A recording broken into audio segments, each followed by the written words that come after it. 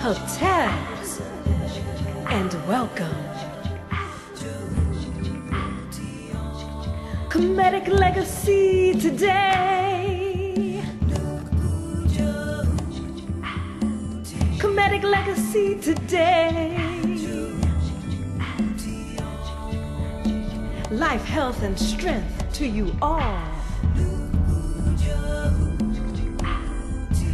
Comedic legacy today.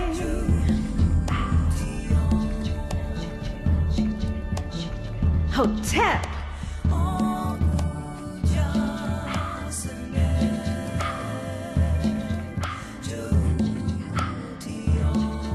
Comedic legacy today.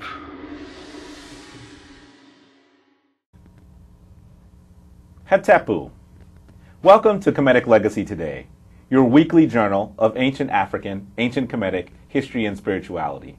My name is Jabari Osaze, also known as Heru Jeden Ma'at Atenra. And my name is Anika Daniels Osaze, also known as Nfraka Ma'at. Today we have a really interesting show planned for you. We have been talking a lot about Kemetic symbolism, Kemetic myth, and we are excited to be able to bring to you a conversation that we will have with the author of a book entitled The Ankh, The African Origin of Electromagnetism. Because this brother that wrote this incredible book wrote it and then sort of dropped out of the public eye. And so we found him, and you're going to be able to talk. You're going to be able to hear our conversation with him about the groundbreaking work that he's been doing. And so we are excited to be able to have him online. We're excited to be able to talk to you about this. And I know that for folks who have been studying Kemetic symbolism in science for a long time, his work is really amazing. So what are your thoughts about what we're about to endeavor? Well, just reading the book I thought was incredible. I was a strong science student when I was a kid, but reading this, I was thinking I could have been even stronger just to understand that this came from my own ancestors.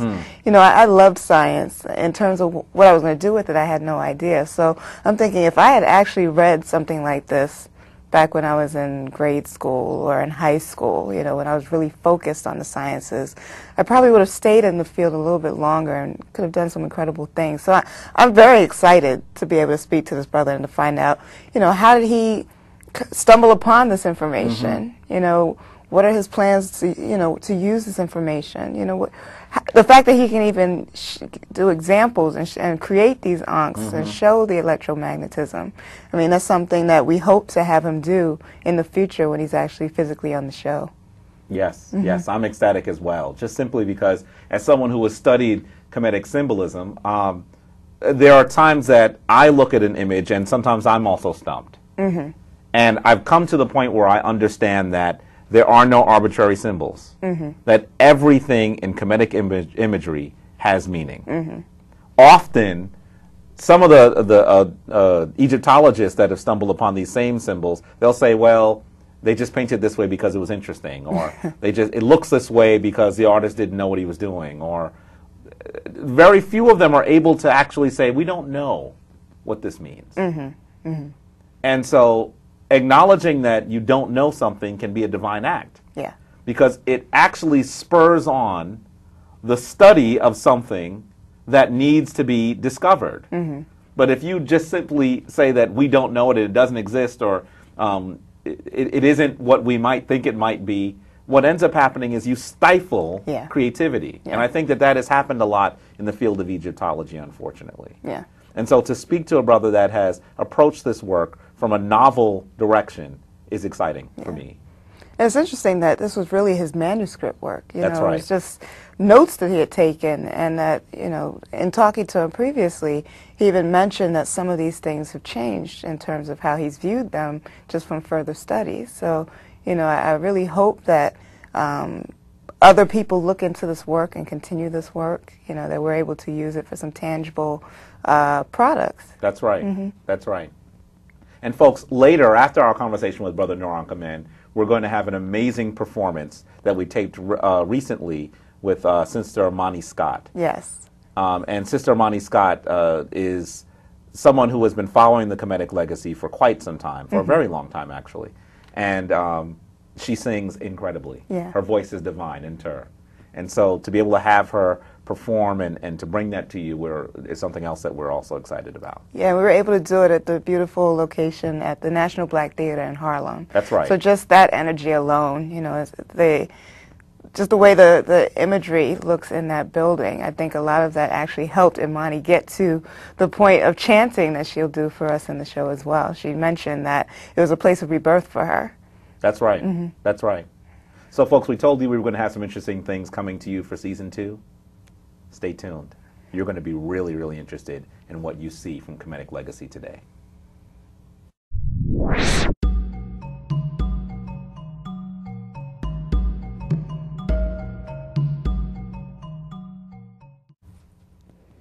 We're so blessed today to have Brother Nur Ankh Amen, author of The Ankh, The African Origins of Electromagnetism.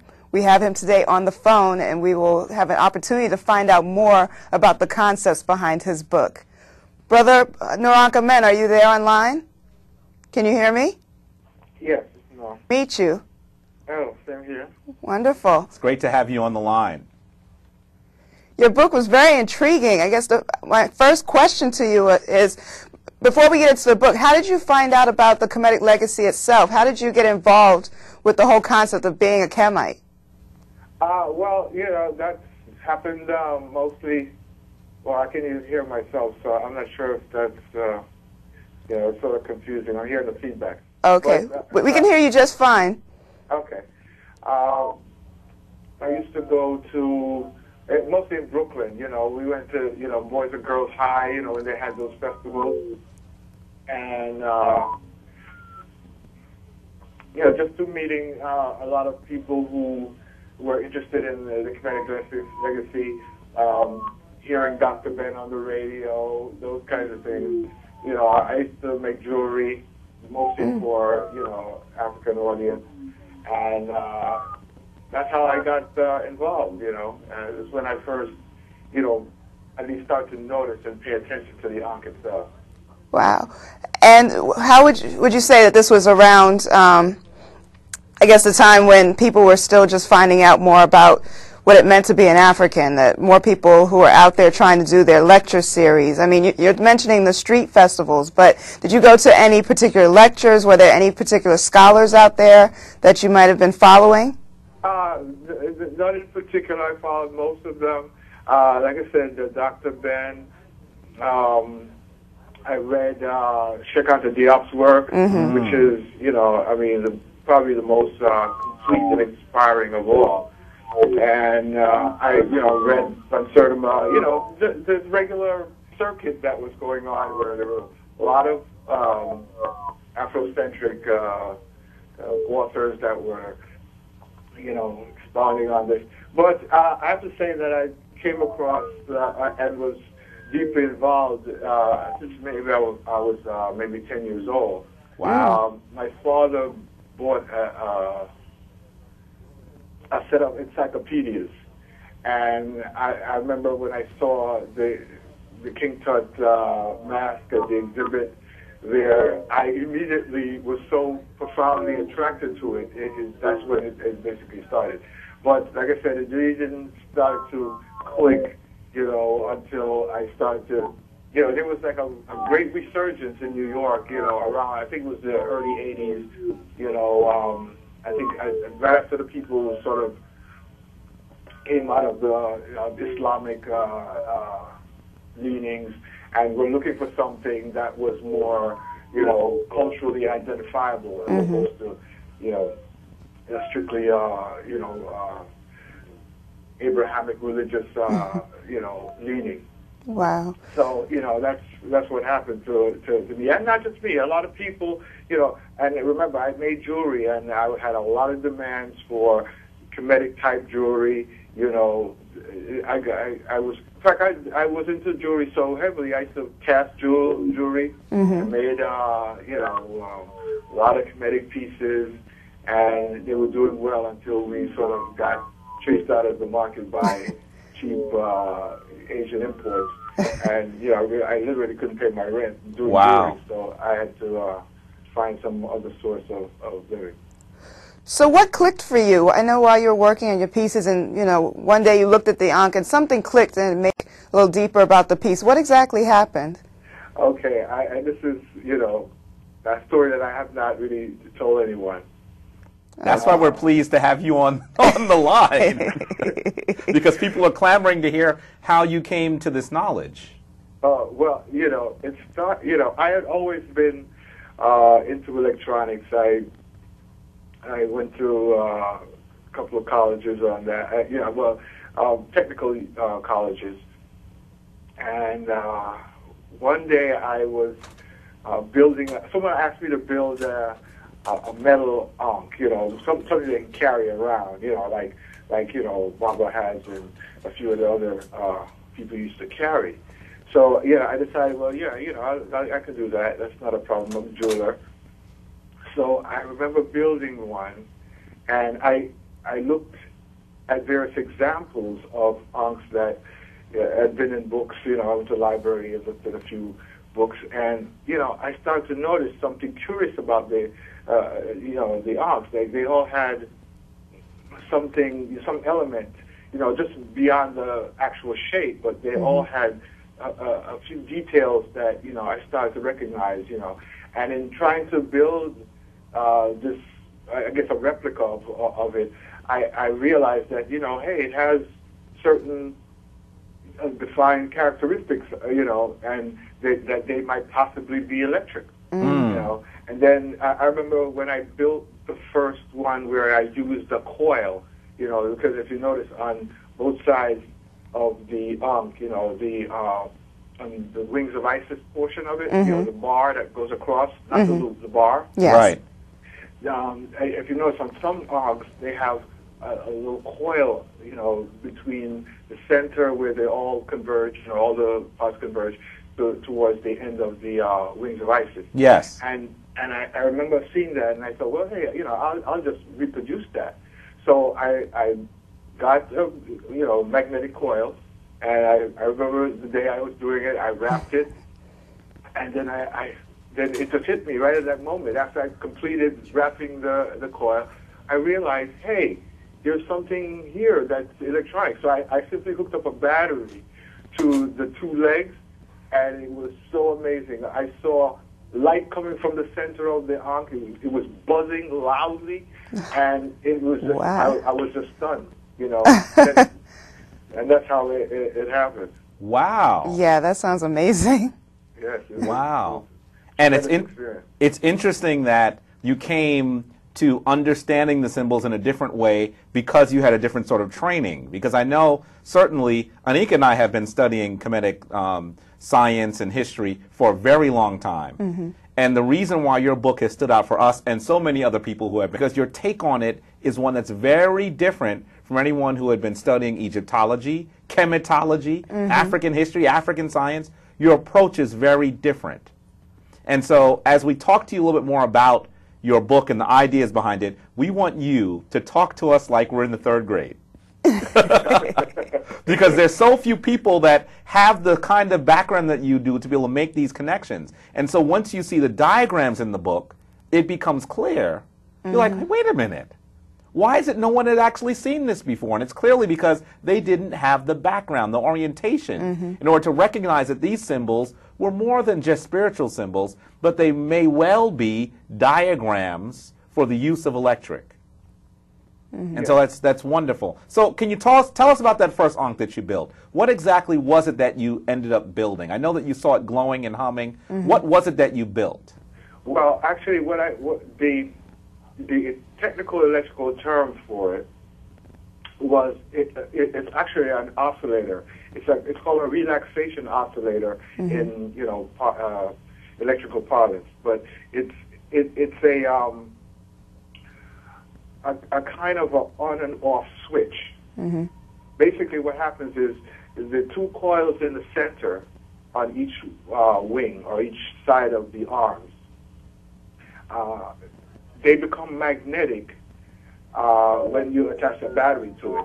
So they attract each other. It sort of closes the loop in between, because the wire is a separation between the two halves of the arc. Right. And this magnetic field causes an attraction. And when they touch, what happens is that the voltage from the current from the battery now returns to the battery and drives the coils of electricity. So they release, are magnetic, and they release. And there's a lot more going on that, I'm just trying to be as simple as possible. Right. But what happens is that they open up, the coils release, and when they release, they now become energized again, because, of course, the current goes up the coils again and make them magnetic, and this process repeats itself over and over as they open and close.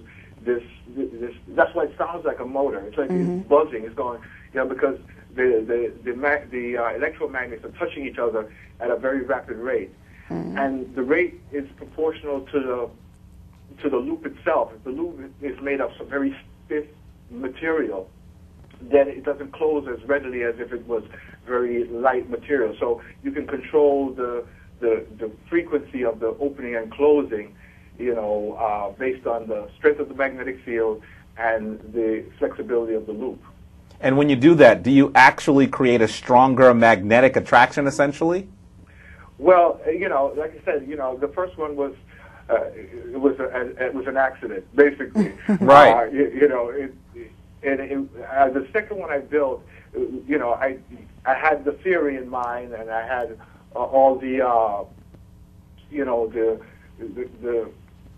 parts that would work well with it, because now I understood the theory that this particular arc worked on, and that's in fact that started about 7 years worth of research into the arc itself, because now I realized, hey, this is not just it's more, there's something to it. That's right. What exactly was it symbolizing is what I had to go and find out. Wow.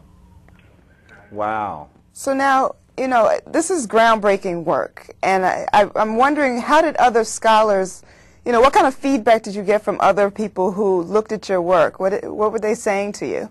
Well, most people, have the same, because for me it was a surprise, actually. It's not like I could have read it somewhere, or, it was a complete and utter surprise to me.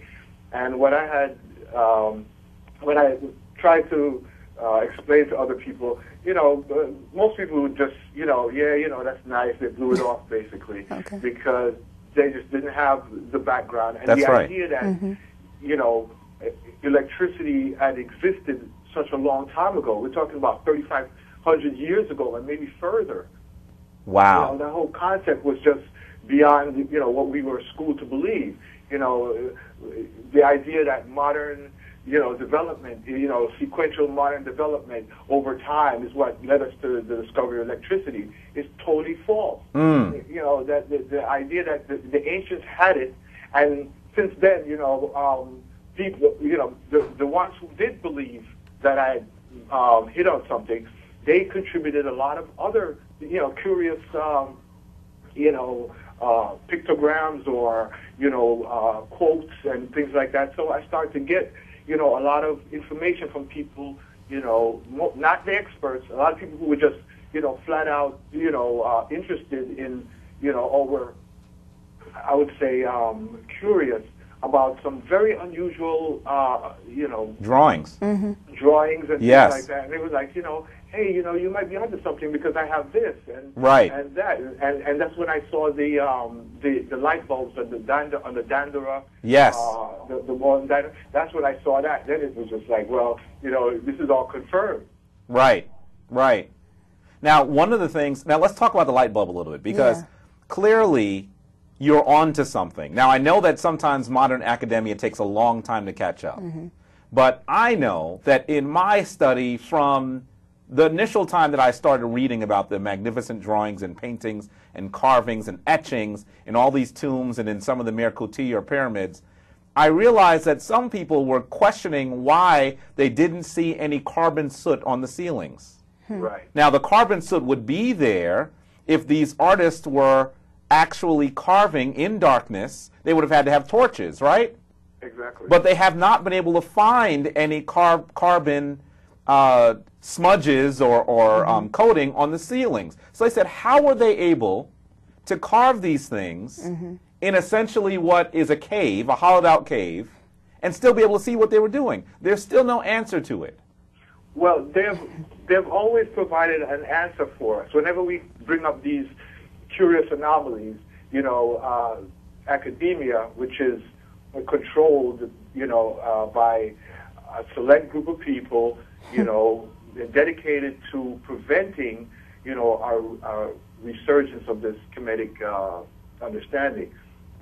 And these people will always present some, what I consider some cockamamie story that people will, you know, readily accept because they simply refuse to accept the fact that, you know, hey, our civilization was massive and extensive. You know, it rivals some other civilization that's being promoted by academia. So that's why you won't get that. They'll talk about, well, they use the sun on mirrors. With mirrors. I've heard that one before. They'll tell you that. And then people say, oh, well, you know, maybe that's it. But, you know, it satisfies those people who are willing to accept anything. Right. You know, but it remains, you know, confusing to people who just can't see it because it's always impractical. Right, right. And, of course, we've never found a mirror either. Exactly. So while some people say, well, we've never found the bulbs, we've never found these mirrors either. Yeah.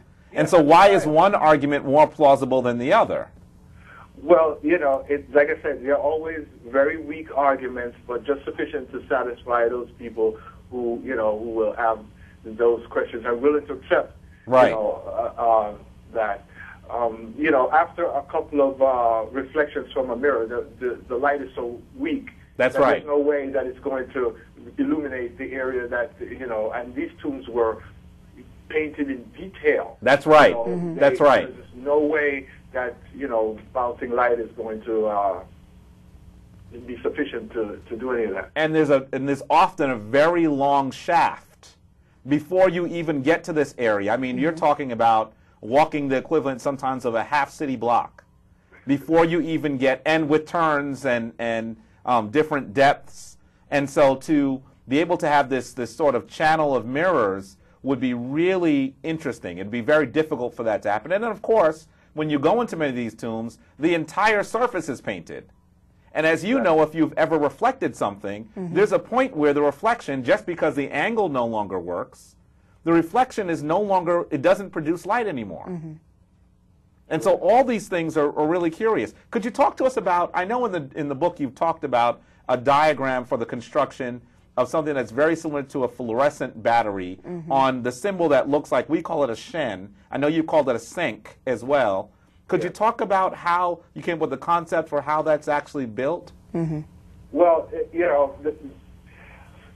I must say, right, and let me tell you straight off, that the book is maybe about 16 years old. Wow. And there were, I would say, because it's such a pioneering work, that, you know, some of the information in there isn't altogether, I mean, I've discovered later that what I believed was one thing turned out to be something else. Wow. You see? So, you know, it's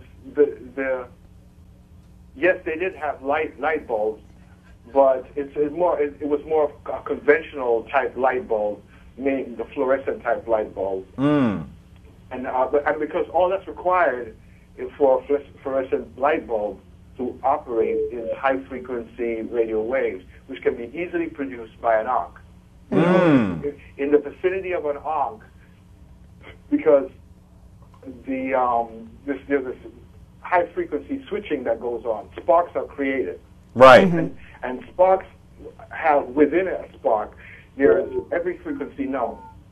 You know, whenever you see a spark go off anywhere, lightning or whatever, it will disrupt every electrical piece of equipment because the frequencies are myriad. All the frequencies of the spectrum are there, present, and so whatever the frequency of the device you're operating on, it will be affected by any spark. Right. So what happens is that because there's this arcing going on, and you have this fluorescent bulb above or near in the vicinity of it, it will also light up. See, so there's like the tree of life. I don't know if you've seen it. It's Tet Ankara. Yes. It's a Tet with an Ankh on top. That's right. Yeah, the cot with the ball that's lit. Right. Yeah. Well, I've seen it also. Instead of a ball, it's almost like a tube. It's like a enclosed tube. That's right. Also. And so that's also a fluorescent, or fluorescing. The entire electrical diagram, would produce this effect. Wow. If you were to build one. Now, I want to take one step back, because looking at this diagram of this fluorescent bulb that you're talking about, at the bottom is a very, very important symbol. In fact, it's one of the symbols that is in my name, my Kemetic name. My Kemetic name is Heru Jeden Ma'at Aten Ra. And so looking at the Jed, almost everyone says, that's a really interesting symbol. What does that mean? And it doesn't mean it's more interesting than the Ankh, but the Ankh is certainly a symbol that is one that is more commonly known. And so when they see the Jed, they say, that's a really interesting symbol. And we always say, well, it's the backbone of Asar.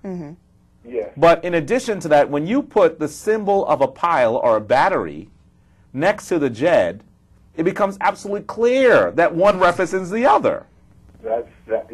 I tell you, that was like I said, I did 7 years worth of research, and basically the paperwork had piled up, and that's what ended up being the book.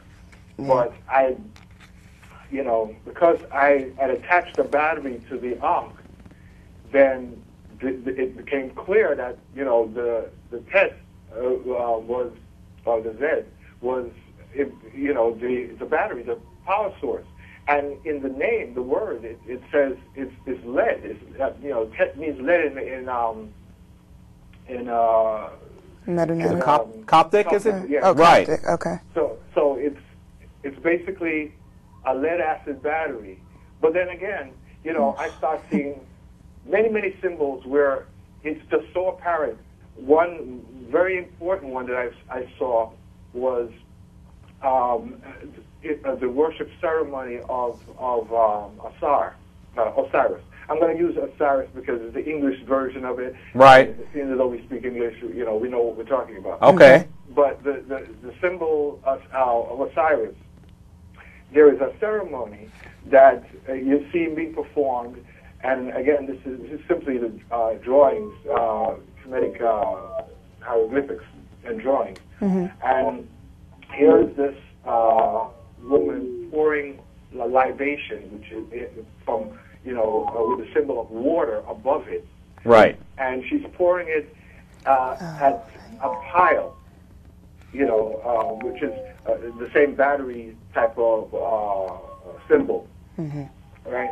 And then out of it, there's this like a ghostly figure of Osiris, sort of like coming out, like streaming out of it. Right. And then that's when it dawned on me that exactly what Osiris was. All this time I've been, trying to figure out why was Osiris so important, and what's that deity about?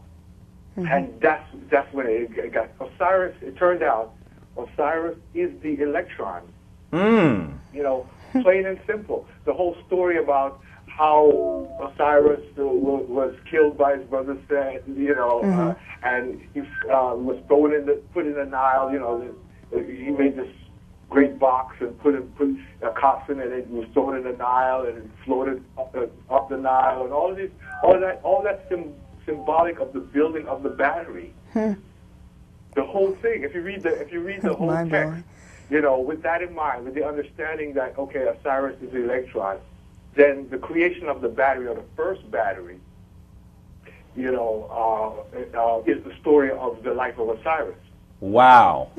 So what the ancients, and not just the ancients, I would say that the entire universe worships Osiris. The Electron is without the Electron, nothing would exist. Understand that? That's how important this and central this thing is. Right. And because Osiris is, as the Electron, he is responsible for, well, he's the only thing that's worthy of worship. Wow. And people say, well, okay, why would you worship the Electron? You know, because their view of it is that the Electron is just, you know, something that makes gadgets run. That's you know? right. So we're on the viewpoint, you know, of, you know, the battery is simply just some odd thing. But nothing would operate without the Electron. We couldn't even be speaking to each other. In other words, every thought, every idea is mediated by the Electron. The Electron is actually the unit of consciousness. So, you know, this thing is not to be, you know, just taken lightly. Just, that's right. Atomic particle, and you know, no, this thing is central to our lives, to our existence. You know, it's everything. And so the worship of Osiris is not just here on Earth, but I would say it's universal, because the Electron is universal. That's right. And I guess that would make a clear connection to Atum or Atom in the way that we look at him as being one of the influential forces that are discussed in the creation story. Truly. And you know, just to show you that they actually know this. This is known. I'm talking about, because there are people who have the truth and they sequester it from the masses. Wow. So the truth, they full well know that Osiris is God. I mean, God in the true sense of the word. You know, right. People use that term, you know, indiscriminately. But if you understand, even in the Bible creation story, which is, you know, basically a child's story. But if you even listen to that, it says the first thing that God created was light. Now you can't have light without the Electron. The Electron is the source of all light. You know, so, you know, for God, the first thing for God to create was the Electron, means that God can only be the Electron. Wow. You know? And, you know, to know that our ancient ancestors knew this, and they revered it to the point where it was incorporated in these, you know, religious symbols, and, you know, it became the basis of their lives, you know, sort of puts Ma'at in a different framework. In other words, we've been told that beliefs are the basis for our religious experience. Okay, we'll believe this or that. And yet Ma'at, which is truth, is the basis of it.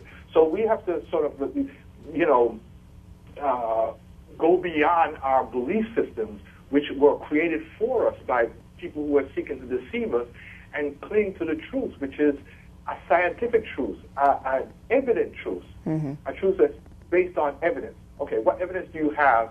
And there is evidence there. You know, so it's seeking the truth, is seeking the evident truth. Brother Noranka, man, I think that, let me just say, take a step back and say that 2 episodes ago, we did a whole episode called Sacred Myth. In fact, it just aired recently, but I really feel like your understanding of this from a scientific basis would have actually made that description much more powerful. And so I think that you are challenging the biases that we have. People tend to believe that things progress with time. Yeah. And so that something that happened 3,000 years ago cannot be as advanced as something that happens 3,000 years later. True. And so what you're actually saying is that we were at a stage where we were actually as advanced as we were thousands of years later. And so that's a really powerful concept, extremely powerful concept. And I really want to thank you for bringing it to us. Yes. I guess I have one last question for you. If you had the time, where would you want to take this? What would you want to do with it? Well, actually, I'm leaving it up to, when I wrote the book, I decided that, you know, the reason why I allowed it to be published in the form it was published is because I was hoping that other people would sort of take it on, and, you know, that I could read about, you know, these things. That's right, that's right, that's right. You know, and discovering it, you know. Right. But it actually took hold for our underground community. you know, which I must say was my actual target. Mm-hmm. You know, Right. because it's never going to be accepted, you know, by the masses of people. You know, it will, you know, they'll malign the author, you know, and you know, like I said, after I wrote the book, believe me, some things happened to me that, you know, forced me on the ground. To be honest with you, Okay. Wow. I had to, you know, basically go underground. I, Right. you know, briefly got on the lecture circuit. You know, I thought that, hey, you know, I'll just, you know, publish this stuff and get everybody to accept it, you know, but it didn't turn out that way. Right. Right. Wow. Yeah, it's not easy to find Brother Noranka men. And clearly when people write works like this, what happens often is there's a response from the status quo, from the academia, from the institutions that don't want their understanding that they've been promulgating for literally over 100 years to be challenged. And so it becomes really difficult for them to say, well, you know, here's a work that makes an argument that is cogent, one that seems almost to be correct on its face. And so instead of actually articulating or defending their analysis, what they do is they try to prevent the person that's coming up with a revolutionary point of view from even putting out that revolutionary point of view. And so I'm not surprised to hear that things happen. I'm sorry to hear that that happened to you, but definitely I'm not surprised to hear that that happened because your work is really groundbreaking. And we have to say, we have to thank you for bringing it forth. Definitely. Now, before we let you go, because I know that you have some other things to do, we want to make sure that we ask you to talk briefly about where you think this happened, because you believe that other people were aware of this, and then at the time that they were aware of this advanced understanding of ancient Egypt was actually the time that the understanding of electricity came forth. And so that folks like Hertz and Volta and all these other folks were coming up with these groundbreaking experiments, but in actuality, they were coming up with these experiments at the same time that there was this renewed interest in ancient Egypt. And you believe that these are not, this is not by happen chance. What do you think happened at that point? Well, you know, Egypt had long been taken over and controlled by, you know, Muslims. They invaded the country. Much of the country had been enslaved. You know, the population had been, you know, pushed further west. Right. And, you know, so basically Egypt was, it wasn't anything more than nothing close to its former self, you know, and a lot of the artifacts were being dug up and sold, you know, by Arab merchants, you know, and so the Europeans got into it and they saw the potential of it. Right. Now, basically, we don't know what was dug up and what was sold. That's right. That's right. So what happened was some of these universities in Europe, they were basically back engineering, the same way they do with UFO technology. You know, something will crash and then they'll have a special team that goes out there and, you know, retrieve whatever, and, you know, they'll put it Reverse engineer, right. Yeah, They'll look at it and try to engineer. make sense of it. Yeah, and then some later date they'll put it out, you know, in the public as, you know, their own invention or whatever, take credit for it. And that's what happens, and consistently happens in the beginning of discovery of electromagnetic phenomena. So that's what happened. Wow.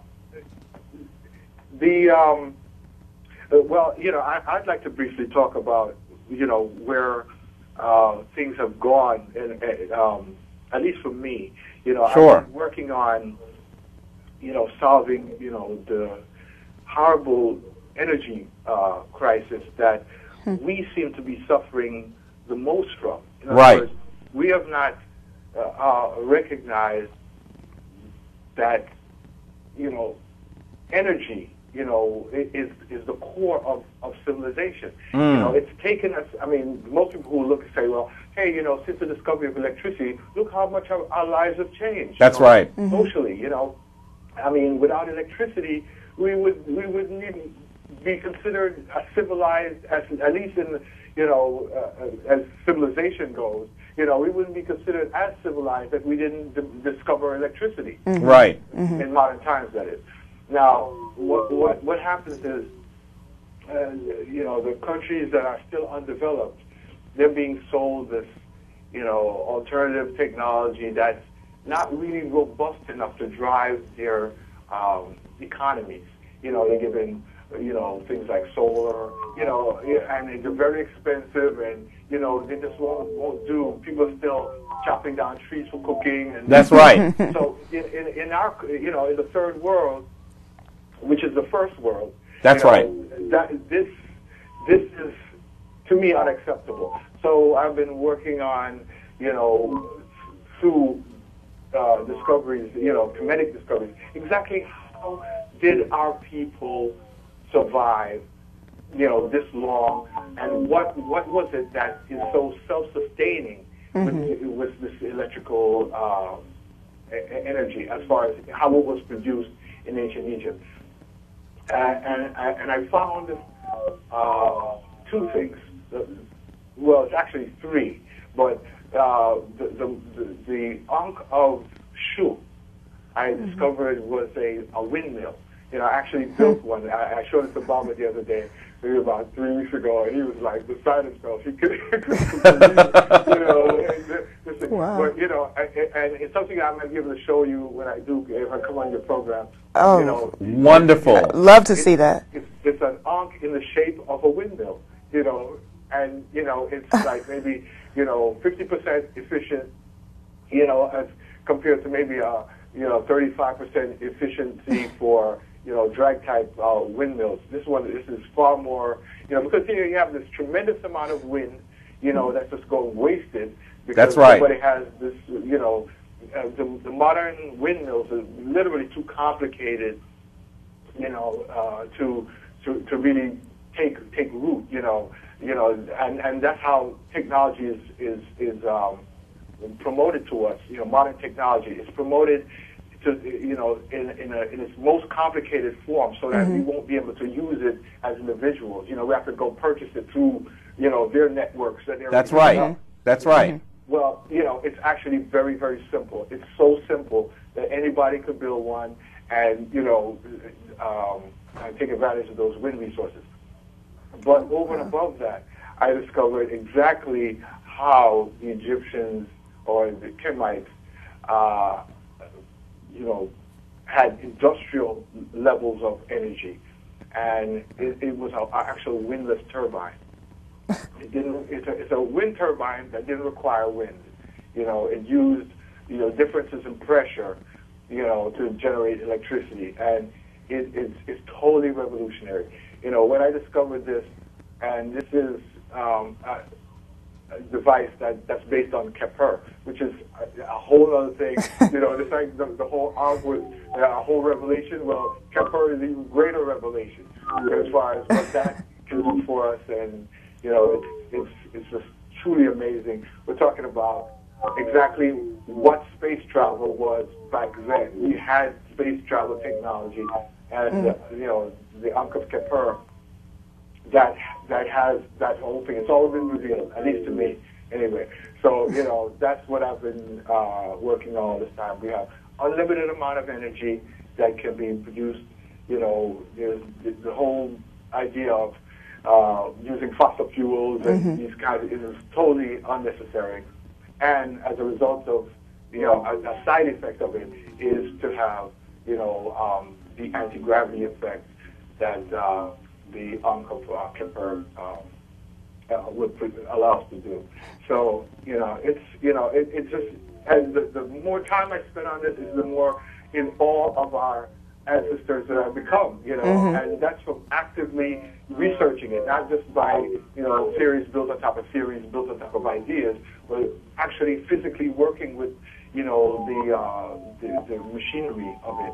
And I think that's what has been leading the discoveries. It's not simply a question of it being theoretical, it's practical, in the lab, working on it, physically touching it, and that's where our discoveries are made. You know, the hand is a very important thing. You know, the hand is the mind. You know, a lot of people think, oh, well, you know, it's just the brain portion of it. No, the hand is such an important extension of the mind that when you have hands-on, you know, experiences with the technology, you realize for certain that this is real. Wow. You must have been an Mind-blowing. excellent science student. Mind-blowing. This is coming from Anika. I know you don't know this. Anika works at a medical school. So now all of a sudden she's saying, wow, this guy, his science grades must have been incredible. Incredible. Wow. Magnificent. We would love to have you on to take a closer look at some of the models you've designed. I think that what you're doing is the work of our ancestors. You are making it live. And so we want to say, Twa'u, thank you to you. Twa'u. We want to say Ankh Ujasaneb, life, strength, and health to you, because we know that if you are successful in what you're attempting to do, you are talking about revolutionizing the way that we approach our energy in this world. And so it's critical. It's more important than virtually all the other work that we're doing. And hopefully, if we have you on the show soon, we can have you make one of those ankhs while people watch. I know I'm kind of pushing it a little bit. No, not really. You know, like I said, it's all time, and you know, I just don't have the time to devote to this. You know, I have a daughter, and you know, you know how that is. Yeah, I can imagine. So much of my time and so much. Well, listen, we're willing to go anywhere you're willing to do it, okay? Well, you know what I could do, you know, because I've been toying with the idea of making that first you know, put it on a YouTube type, you know, they have YouTube type demonstrations of things people build. That's so right. I'll just do one of those, and it'll spread that way. But you know, like I said, this time, and like I said, I've been devoted to, you know, when you find a greater, you know, truth, you know, it's sort of like you drop whatever you were doing. That's right. And you go there. And that's right. That's what I've been doing. Wow. Wow. Brother Nur Ankamen, we must say thank you for your time. Yes. We're looking forward to working with you closely and bringing the knowledge that you've uncovered to our people. Yes, and I must say, you know, thank you also for, you know, permitting me to, you know, at least return to, you know, the public view of it. And, you know, and I'm glad to hear that, you know, you exist, and, you know, because Ma'at is just so important, you know. We really need to elevate this deity to the highest level. That's right. You know, it's because it's that alone that's going to be our salvation. That's right. Yeah. That's right. Right. Hetepu to you. Hetepu, Shema Metep. Okay. Folks, Brother Nur Ankamen. Thank you.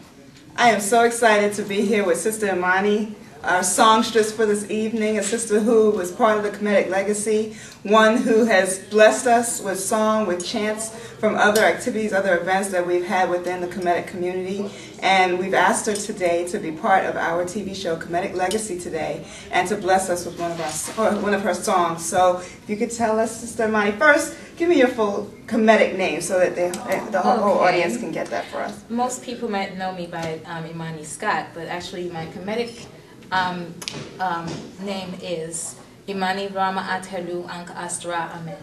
And what are you going to sing for us today?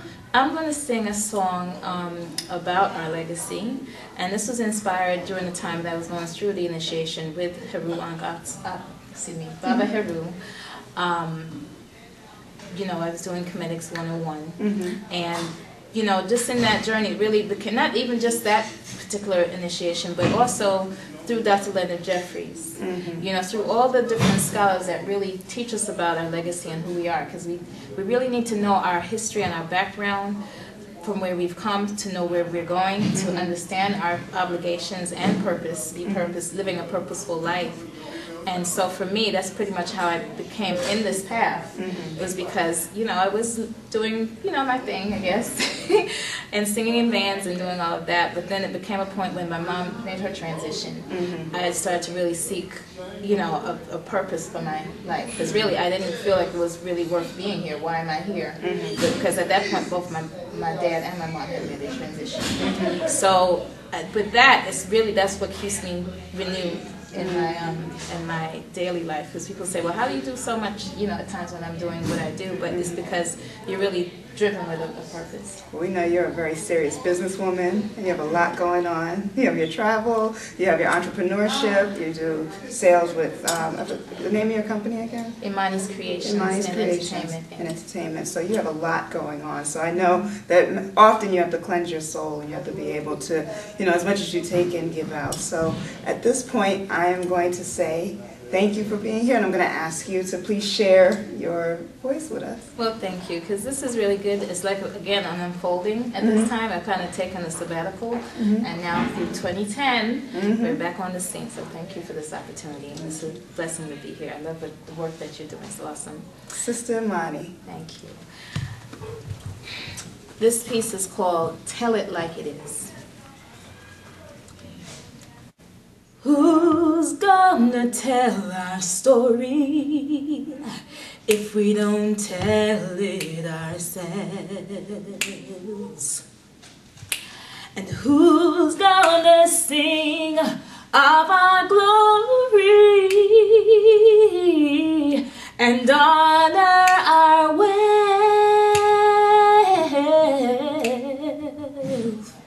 our rich legacy? A time way before chattel slavery had no words, we had no words for a jail. And on the wings of my art, we would sail.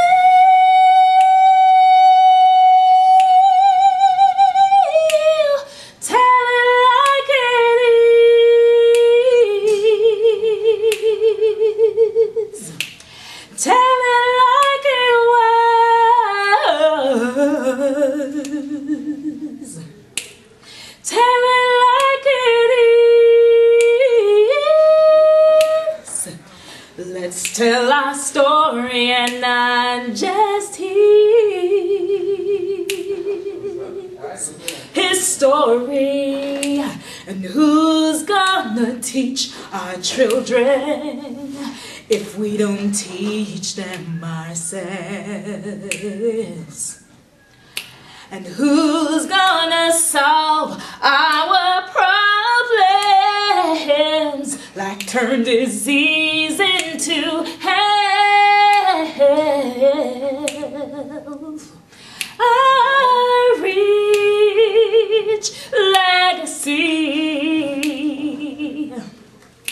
A time way before drug pushing pharmacies, we had no words for a gun. A time when we lived as one.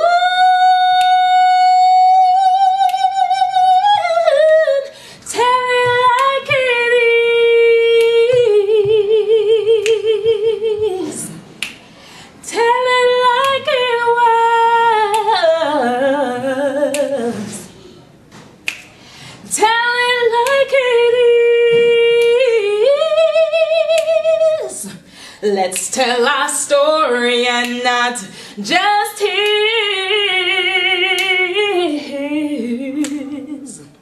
Stripped of our culture, ripped out our tongues, divided our families, and ripped out syndrome.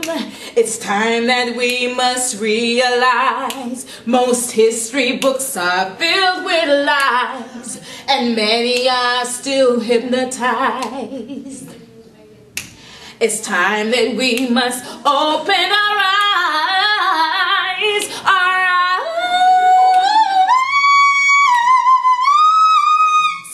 and tell it like it is.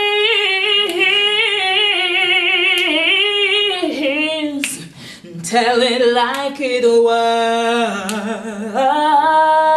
Yeah, yeah. Tell it like it is.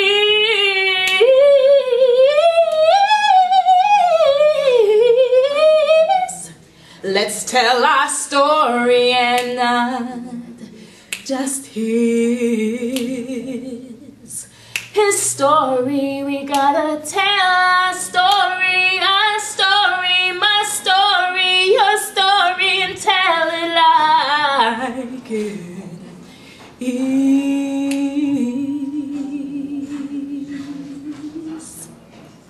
Oh, wonderful. Oh, that was beautiful. Thank you.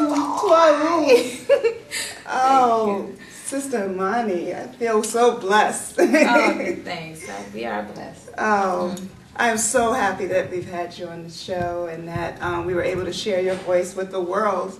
You know, I'd like to thank our studio audience and all of our viewers at home for tuning in to Comedic Legacy Today. Today we were filming on site at the National Black Theater in Harlem, so I hope you enjoyed it. Please give us feedback and let us know what you think. We're on Facebook at both Comedic Legacy Today and centerformyaunt.com. And do you have a way for people to contact you, Sister Imani? I certainly do. You can go to imaniscreations.com. That's Imanis with an S, creations.com. Thank you. And we hope to have you on the show again soon. Okay, thank you. Whoa.